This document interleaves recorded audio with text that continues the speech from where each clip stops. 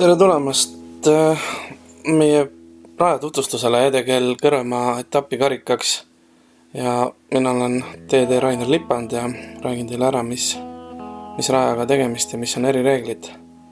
Nagu näete, on meil 22 rada mängimiseks, 71 on rajaparr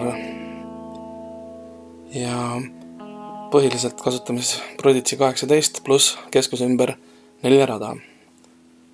Esimene on Estonian Openi avarada, mis oli väga populaarne ja siin on siis erireegliks vasakul pool asuv OB-ala, et kui te sinna satute, siis te peate sealt tavalise OB-reegliga, et kust välja lähete, sealt viskate järgmise viske ja saate +1 viskel lisaks. Nii, teine rada on meil vana punase raja 9, siin on OB-ala vasak teeäär, sealt ei tohi vasakult üle minna, samamoodi siis tavaline OB-reegel ja saate +1 ja sealt, kus välja läksite.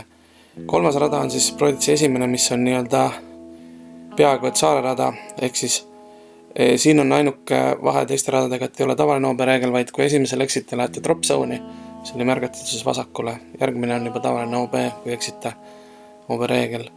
Teisel rajal meil ei olnud ühtegi reeglit ja kolmandal siis liblik kaasa väljal nii vasakul kui paremal on OB ja tavaline OB-reegel. Neljandal OB-d puuduvad, samaga on ka viiendal, aga see ei tee üldse teda lihtsaks. Par 4 ja ka kuuenda par 3 ei ole ühtegi reeglit. Seitsmendal on nüüd vasakul pool kõik OB, siin KDD Kristjan kirjutab meile midagi ja samal ajal siis tuleb tähele panna, et enne korvi olev saareke väike ei ole OB, mis ta vanasti, kunagi kui ta par 5 oli, siis ta oli OB. Nüüd siis mängitakse nii, et ainult vasakul pool asetsev alane OB ja tavaline OB-reegel. Nii, 8. rajal nii vasakul kui paremal pool jooksevad OB-jooned ja tavalise OB-reegliga mängitakse. 9. rajal OB puudub, reeglid ei ole, samuti ka 10. Siin on piisavalt metsa, et teha need mõlemad rajad keeruliseks. Ei ole tarvidus olnud rajameistritel siia OB-d lisada, sama ka 11. rajaga, mis küll on tsipa kergem, aga siiski piisavalt raske, et mitte hakata asja keeruliseks ajama. Rada 12 samamoodi. Rada 13 nüüd parem kaar on tehtud korvi taha OB, tavaline OB-reegel, et kui üle läheb, saate sealt proovida korvi viskamist, aga saate ka +1.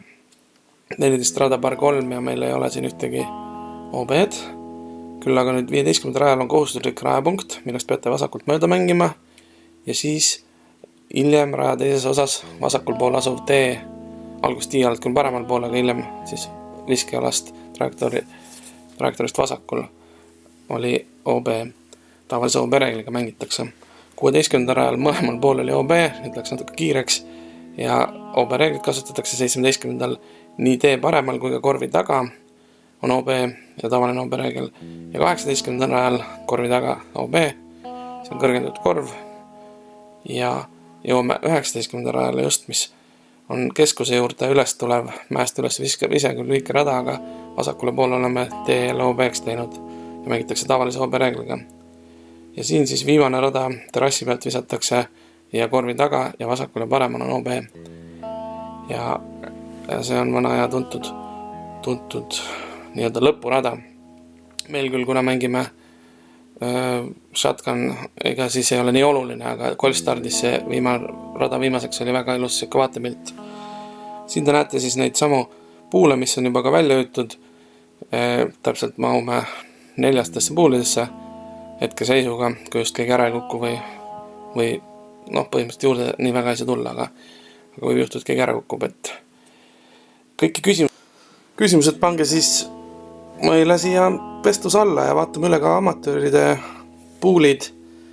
Need on siin ja siin on, kuna võistlus tuli täis, siis on 5 seltskonnad mängivad koos ja väikselt kiiret ütlen ka ära selle loogika, kuidas need rajad jaotuvad, et ei ole nii, et puul 1 läheb esimesel rajal, puul 2 teisele, et Prodigy esimest rada mängib puul 3 ja näiteks kui küsitakse, et kuhu läheb 20. puul, siis ta ei lähe mitte siis tema läheb 18. rajale.